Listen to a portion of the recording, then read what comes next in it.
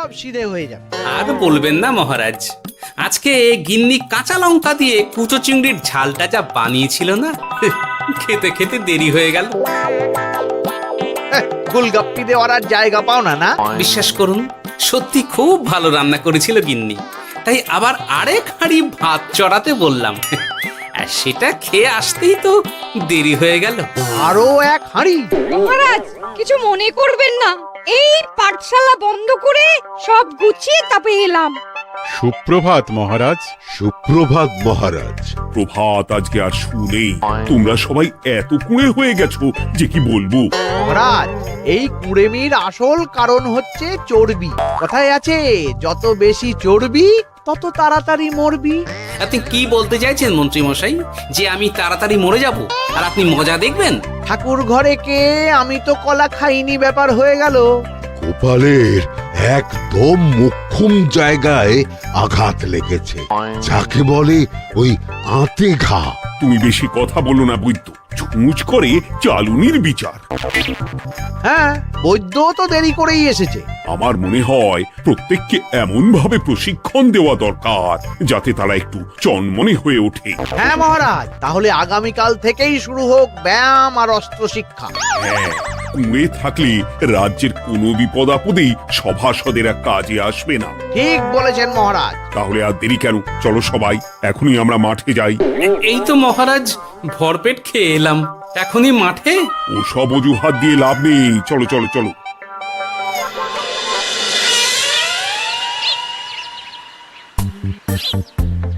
এবার সবাই সারিবদ্ধভাবে দাঁড়িয়ে পড়ো।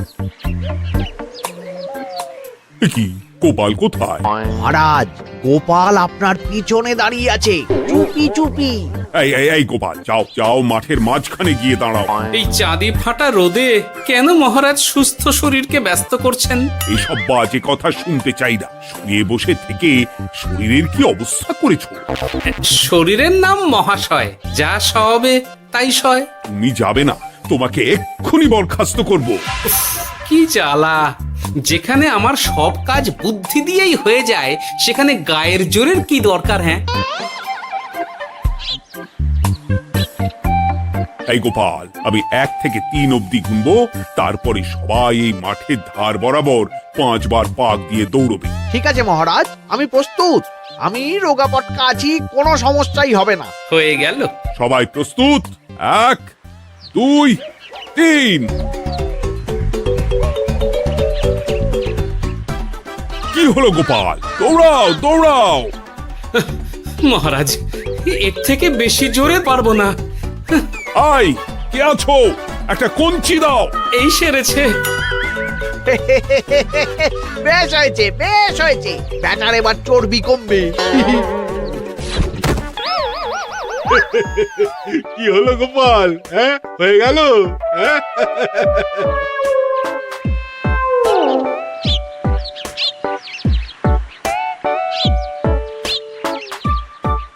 এই উল্টে উঠি, আমাদের দাদু উল্টে গেছে।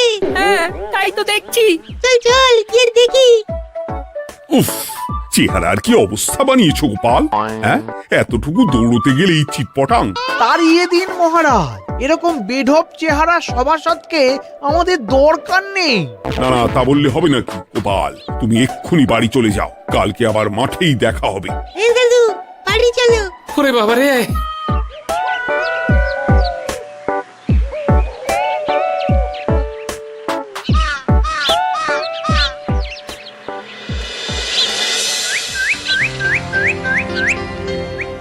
আরে ধুর ছাতার মাথা, তখন থেকে জল খেয়েই চলেছ। কি হয়েছে সেটা বলবে তো? শরীর চর্চা হয়েছে, শক্তি খরচা হয়েছে, আর পারছি না। উফ, বাপরে বাপ, কি পায়ে ব্যথা! এই জন্যেই আমি বলি বাপু, একটু বপুটাও নড়াও, কিন্তু কার কথা কে শোনে? ওরে বাবা, অকারণে সুস্থ শরীর ব্যস্ত করবো কেন বলো তো? বেশি নড়াচড়া করলেই আয়ু কমে যায়। তোমার এই বাজে কথা কোন শাস্ত্রে লেখা আছে শুনি? শাস্ত্রে কেন যাব, বাস্তবে জলজ্যান্ত উদাহরণ আছে। আমি মানতে পারছি না। হুম, মানতে পারছি না বললে তো হবে না, তোমাকে মানতেই হবে। বেশ, প্রমাণ করো। আমি যদি তোমাকে প্রমাণ করে দিতে পারি তাহলে আজ থেকে বাড়ির বাজার দোকান করার দায়িত্বটাও তোমাকেই নিতে হবে। দিদা, তুমি তো ফেঁসে যাবে, দাদুর সঙ্গে বাজি লড়বে না। এই বাদ দে তো, তোর দাদু আগে প্রমাণ করুক যে বেশি নড়াচড়া করলে বয়স কমে। হ্যাঁ তাহলে বাজি? হ্যাঁ, বাজি। আচ্ছা ঠিক আছে, বেশ। তুমি তুমি একটা পশুর নাম বলো তো, যারা খুব তাড়াতাড়ি দৌড়য়। ঘোড়া, হরিণ, চিতাবাঘ আরো আছে। হুম, আচ্ছা, এবার সবচেয়ে আস্তে আস্তে কোন পশু চলে এরকম একটা পশুর উদাহরণ দাও। কেন, কচ্ছপ? এই তো পেয়ে গেছে উত্তর। এবার তুমি বলো তো, কচ্ছপ কত বছর বাঁচে, আর ঘোড়া, হরিণ, চিতাবাঘ এরা কত বছর বাঁচে? চিতাবাঘ, ঘোড়া কেউই 30 বছরের বেশি বাঁচে না, কিন্তু কচ্ছপ 300 বছরও বেঁচে থাকে। হেরেছে, হেরেছে, আমার বউ হেরেছে। উফ, জীবনের কত বড় চাপ নেমে গেল। হ্যাঁ, এই তুমি আমাকে এভাবে হারালে। তখনই বললাম দাদুর সঙ্গে বাজি লড়তে যেও না। নাও, এবার খেলা সামলাও।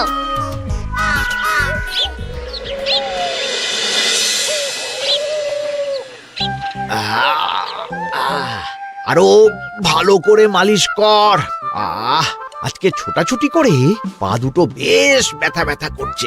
কালকে তো আবার অন্য পরীক্ষা। আরে আমার হালকা চেহারা আছে, সব সামলে নেব। কালকে তো অস্ত্র চালনা হবে, কালকে আমি কাঁপিয়ে দেব। কাঁপাতে তো হবেই মন্ত্রী মশাই। আমরা আপনার শরীরে এমন ঘষা মাজা করে দেব না, মনে হবে আপনি না একটা জলযন্ত্র অস্ত্র চালনা করতে যাচ্ছে। বাস এই তো চাই। বাবারে, আস্তে আস্তে। আরে বাবা, আপনার তো ইস্পাতের শরীর, ভাঙবে তবু মচকাবে না। চিন্তা করছেন কেন? ভয় পাবেন না, ভয়কে জয় করতে হবে। আরে আরে আরে, তোরা আমার কথাটার সাথে করছিসটা কি? মানুষটা মরে যাবে তো। চিন্তা করো না গিন্নি। বাবা, ওরা বলেছে আমার ইস্পাতের শরীর, ভাঙবে তবু মচকাবে না। একবার এই বুড়ো বয়সে হাত পা ভাঙলে কি সামলাবে শুনি? মন্ত্রী মশাই, আমাদের বকশিসটা দিয়ে দিন, আমরা কেটে পড়ি। বাবারে বাবা, দিচ্ছি। এনে এত খাটানোর পরে এতেই এখন খুশি থাক। হ্যাঁ,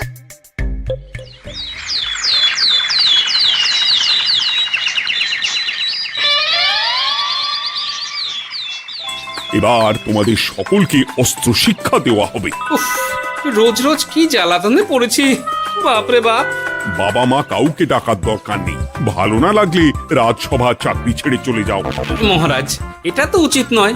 যে যেটাই পারদর্শী তাকে সেটাই করতে দিন না। একটা বাঁদরকে যদি আপনি বলেন শিকার করে মাংস খেয়ে দেখা, সে কি পারবে মহারাজ? মহারাজ, গোপাল একটু বেশি কথা বলছে, ওকে আপনি বের করে দিন। আমি তোমার কথায় গলবো না গোপাল, তোমাদের সবাইকে এখন অস্ত্র শিক্ষা শিখতেই হবে। কর্তার ইচ্ছায় কর্ম, এখন তো আমার আর কিছুই বলার নেই। তাহলে আর দেরি কেন, তোমরা সবাই একটা করে ঢাল আর একটা করে তলোয়ার তুলে নাও। সেনাপতি, বলুন মহারাজ। তুমি সকলকে অস্ত্র শিক্ষা দেবে, তলোয়ার চালানো শেখাবে। এক এক করে প্রত্যেকে তোমার কাছে যাবে আর এক এক করে তুমি সবাইকে তলোয়ার চালানো শেখাবে। আচ্ছা মহারাজ, তাহলে ওই সবার প্রথমে চলে আসুন মন্ত্রী মশাই। হ্যাঁ, আমি প্রস্তুত। আমার শরীর ইস্পাতের মতো, ভাঙবো তবু মচকাবো না।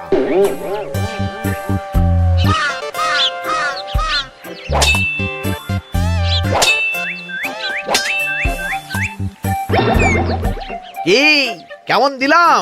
অত সহজ নয় সেনাপতি। আমি মন্ত্রী এমনি এমনি হইনি, আগে অস্ত্র শিক্ষা শিখে তবে মন্ত্রী হয়েছি। এটা কি হলো? হ্যাঁ, আপনি অস্ত্র শিক্ষায় পারদর্শী, কিন্তু আরো বিচক্ষণ হতে হবে। কারণ আজকে এই পাগড়ির জায়গায় আমি যদি তলোয়ার আপনার গলার দিকে চালাতাম, তাহলে কিন্তু আপনার এই ভবলীলা এখানেই সাঙ্গ হয়ে যেত। ঠিক আছে, মনে রাখবো। এবার বাকিদের তো ডাকো। হ্যাঁ, এরপরে তলোয়ার চালানো শিখতে আসবে গোপাল। গোপাল দাদু, গোপাল দাদু। বাবা বাবা বাবা, গোপাল তুমি আবার দল বল নিয়ে এসেছো। দেখি তোমার কত দম। গোপাল, তুমি প্রস্তুত হও। হ্যাঁ হ্যাঁ, আমি প্রস্তুত। ওরে বাবারে, এ তো ভয়ানক চাপের কাজ, আমাকে বেশ বেগ পেতে হচ্ছে। সামলাও গোপাল।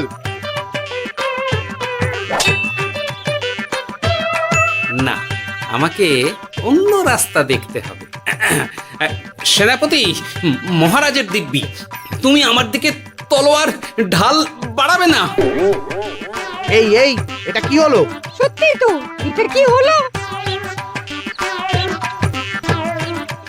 গেল গেল গেল গেল গেল গেল গেল, দুটিটা খুলে গেল গো। দেব নাকি এবার কুচ করে কেটে? জিতে গেছি, জিতে গেছি। এটা কি হলো? শত্রুপক্ষ কখনো কারো দিব্যি শুনবে না। আর সেনাপতি, তুমি কি ওখানে দাঁড়িয়ে দাঁড়িয়ে মজা দেখছো? আমি কি করব মহারাজ, গোপাল যে আপনার দিব্যি দিয়ে দিল। গোপাল বেটা খুব চালাক। তাহলে এখন উপায়? ওসব গোপাল তোমাকে বোকা বানাবার জন্য করেছে। তুমি ধুতি ঠিক করে আবার লড়াই চালিয়ে যাও। যথাজ্ঞা মহারাজ।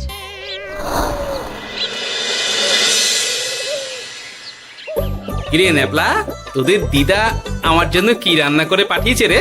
এই তো ভাত, আলু সেদ্ধ, এই পুঁই শাকের ঝোল আর রুই মাছের ঝাল। আর তোদের যে তোষক, বিছানার চাদর আনতে বলেছিলাম, এনেছিস তো? ওই তো দাদু, কুটির গুলটে আর বাকিরা সবাই ধরাধরি করে নিয়ে আসছে। ব্যাস, তাহলে তার কোনো চিন্তা নেই। খেয়ে একটা জব্বর ঘুম দেব, কারণ এখানে যা রঙ্গ দেখছি তাতে বিকেল হয়ে যাবে। তলোয়ার শিক্ষা আজকের মতন এইটুকুই থাক। এবার শুরু হবে বল্লম শিক্ষা। সবাই আবার আগের মতন সারিবদ্ধভাবে দাঁড়িয়ে পড়ো। আহ, তোদের দিদা পুঁই শাকটা কিন্তু বেশ জব্বর বানিয়েছে। তোদের দিদার হাতের রান্নার কোনো তুলনাই নেই। আহা, কি স্বাদ! এ কি, গোপাল আবার কোথায় গেল? এই তো মহারাজ, আমি এখানে ওই পুঁইয়ের ঝোল আর রুইয়ের ছাল দিয়ে ভাত খাচ্ছি। এসব কি মাঠের মধ্যে খাওয়া? আরে শরীরটাকে তো রাখতে হবে। তাড়াতাড়ি খেয়ে এইদিকে এসো। আসছি আসছি আসছি। এবার আমি তোমাদের দেখাবো কিভাবে বল্লম নিয়ে তেড়ে যেতে হয়। দেখান মহারাজ।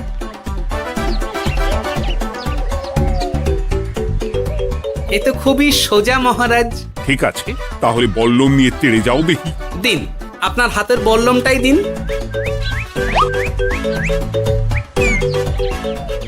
আরে আরে, গোপাল তো মাঠ থেকেই চলে গেল। আমি ডেকে আনছি মহারাজ। আরে আরে, ও গোপাল, গোপাল, মহারাজ ডাকছেন। থামো থামো। মহারাজ বলেছেন বল্লম নিয়ে তেড়ে যেতে। তেড়ে গিয়ে আবার ফিরে আসতে তো উনি বলেননি। আরে, এ তো মহা মুশকিল।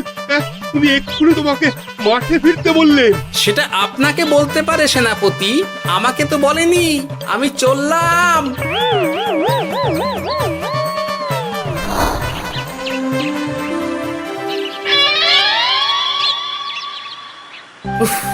বাবা রে বাবা, কি ঝক্কি! অনেক বুদ্ধি করে মাঠ থেকে খাটে চলে এসেছি। আমি আর উঠছি না। এ কি বলি, তোমাদের তো এখন অস্ত্র শিক্ষা নেওয়ার কথা। হ্যাঁ, তোমার বলা নেই, কোয়া নেই, অমনি বাড়ি চলে এলে। আরে বাবা, ওইসব অস্ত্র শিক্ষা মানেই সুস্থ শরীরকে ব্যস্ত করা, অসহ্য খাটনি, অযথা কষ্ট। কষ্ট করলে তবেই কেষ্ট পাওয়া যায়। হ্যাঁ, তোমায় আমি আগেও বুঝিয়েছি, যেখানে বুদ্ধি কথা বলে সেখানে দেহের শক্তি নীরব দর্শক গিন্নি। আরে বাবা, সে না হয় বুঝলাম, কিন্তু মহারাজ তো ভালোর জন্য সবাইকে অস্ত্র শিক্ষা দেওয়ার চেষ্টা করছে না। আরে বাবা, যার যা কাজ তাকে সেটা করালেই পারে। মহারাজ তো সেটা বুঝতেই চাইছেন না। আমি এখন ঘুমো।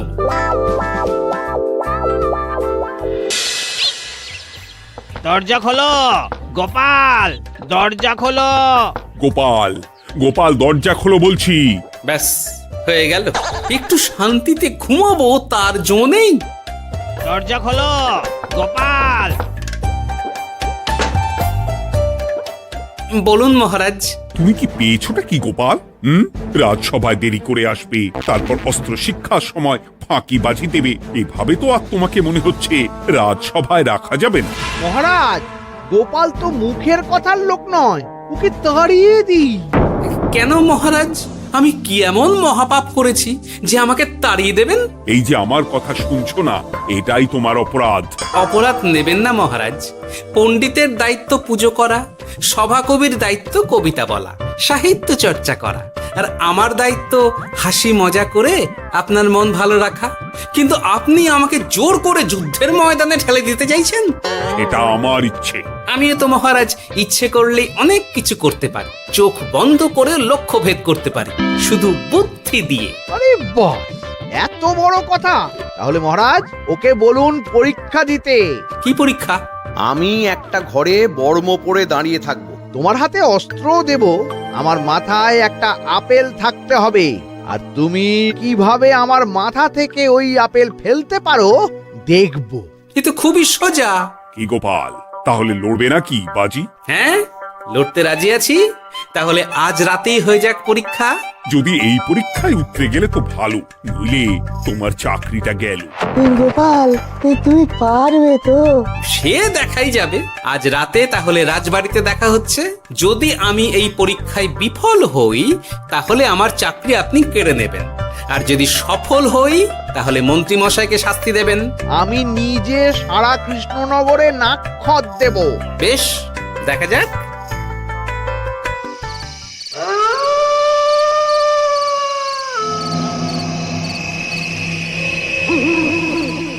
কি মন্ত্রীমশাই, ব্যবস্থা সব ঠিকঠাক হয়েছে তো? হ্যাঁ, এবার শুধু গোপালের পরীক্ষার পালা। আমি তাহলে বাইরে গেলাম, গোপালকে পাঠিয়ে দিচ্ছি।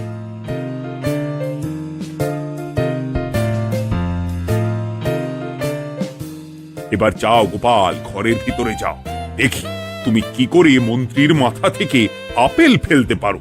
আপনি তো শুধু আমার চোখ ঢেকেছেন, আমার নাক মুখ কানও ঢেকে দিন, যাতে ঘ্রাণেন্দ্রিয় শ্রবণেন্দ্রিয়েরও সাহায্য না নিতে পারি। বেশ, তাহলে তাই হোক। আয়, কে আছো? গোপালের মুখ নাক আর কান ঢাকো। যথা আজ্ঞা মহারাজ। একটু মোটা কাপড় দিয়ে নাক মুখ ঢাকো, হ্যাঁ, যাতে সেভাবে আপেলের গন্ধ না পাই। বেশ বেশ।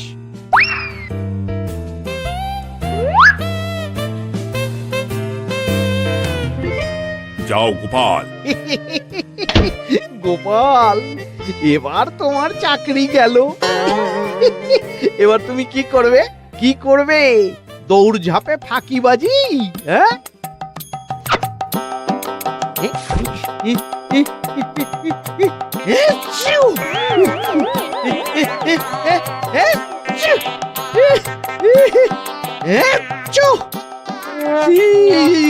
গেল গেল গেল গেল গেল, আপেল পড়ে গেল। আপেল পড়ে গেল? মহারাজ, এর মধ্যেই গোপাল আপেল ফেলে দিয়েছে। ঘরের ভেতরে চলো।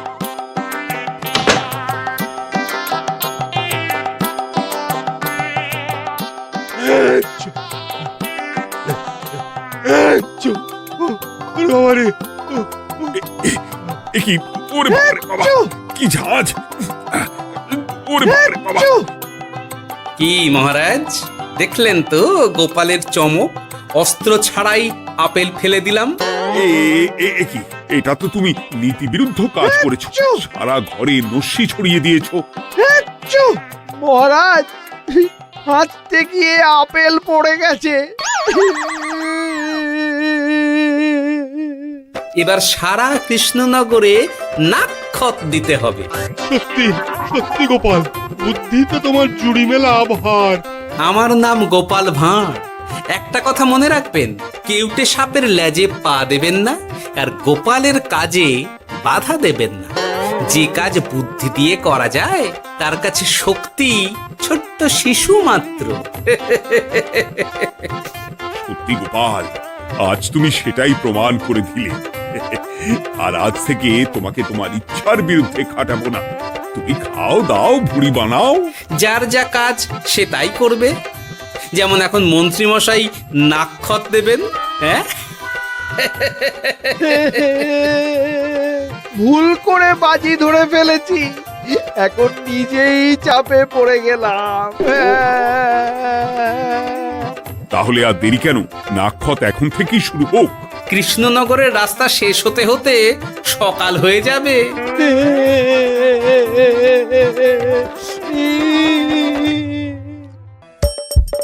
হাসির রাজা, জ্ঞানের রাজা, রসিক রাজা।